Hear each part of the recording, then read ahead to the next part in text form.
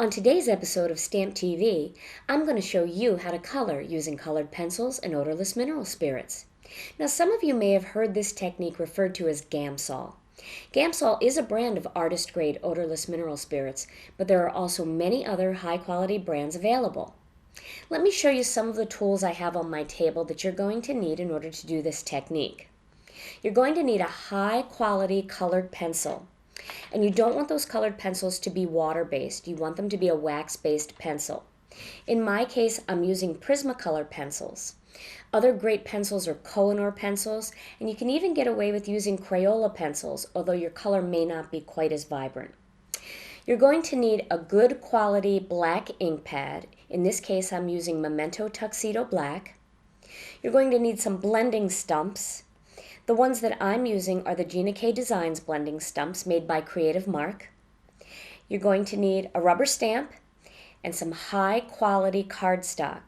The cardstock is very important for this technique because you want to make sure that it's very smooth. The smoother the cardstock, the smoother the colored pencil will blend over the cardstock. You're also going to need a good artist-grade odorless mineral spirits, and I happen to be using the Gina K Designs brand, and I have it in one of our Gina K Designs pumps, and I'll show you how neat that is in a little bit. Another great tool to have in your collection is a good nail file, and I'm going to show you why a good nail file is important for this technique. Once you've colored your picture, you're going to notice that there's color residue left on the tip of your blending stump. And I'm going to show you how easy it is to clean off the blending stump and be able to reuse it with any other color. Just take your nail file, and as I'm filing, I'm going to turn my blending stump. This way it'll keep the blending stump to a point and I won't file it blunt. So see, I'm actually turning the blending stump as I go, and see all that color just disappear off the tip?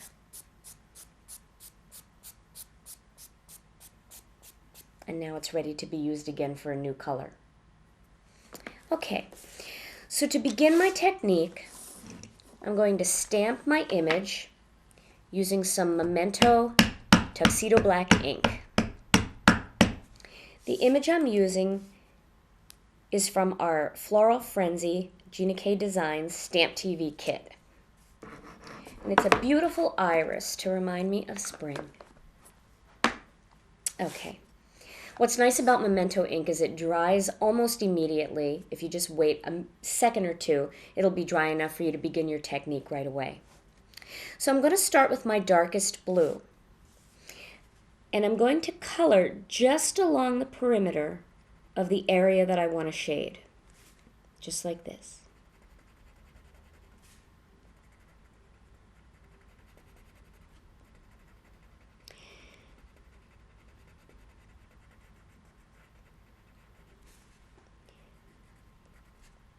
Now you can see I'm leaving a lot of white space here because as I blend my pencil, I want it to blend from dark along the perimeter to light as it gets toward the center. Just like that. Now, through the magic of television, I'm going to show you one that's finished. And the parts that I colored were, I used blue, the violet blue pencil along the perimeter of my irises. And then I used the kelp green Prismacolor pencil just to color along the perimeter of the leaves. Now we're going to zoom in here a little bit so that you can see how this blends.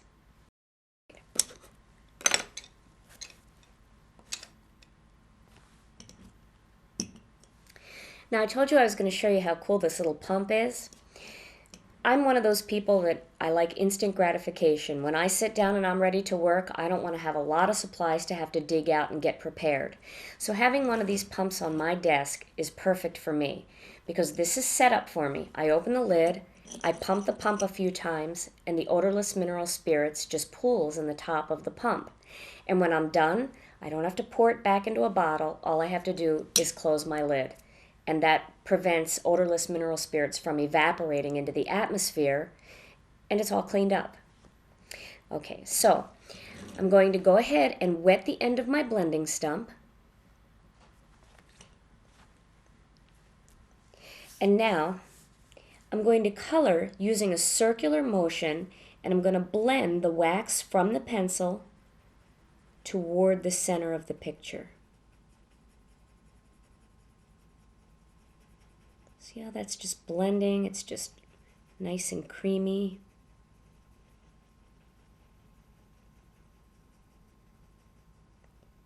And I'm leaving a little bit of white space in the center there.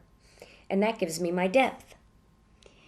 Now when you use good cardstock and you use good quality pencils along with good quality blending stumps, you'll see how quickly the wax dissolves and you get a beautiful shading.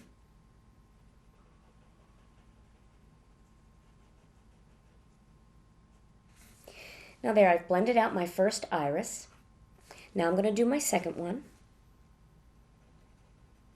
Same way, blending in a circular motion and bringing that color toward the center and leaving a little bit of white or light in the center for depth. Now for these leaves, or this particular leaf, I'm not going to go all the way to the center like that because I want to add another color in here. So for this particular leaf, I'm going to stop right there. And I'm going to leave a little bit of white in the center of this leaf as well. And you can see I left just a little bit of white in the center of that one. Now the reason I did that is because if you've seen irises, usually they have a beautiful purple leaf, and then when the leaves fold over, they've got a beautiful golden yellow spot in the center. So I'm going to add that spot into my iris just like this. I'm going to put a little bit in that one. Now you can see how that's starting to look even a little bit more realistic. Again, I'm going to wet the blending stump, and now I'm going to go ahead and start right in the center of that yellow and work my way out toward the purple.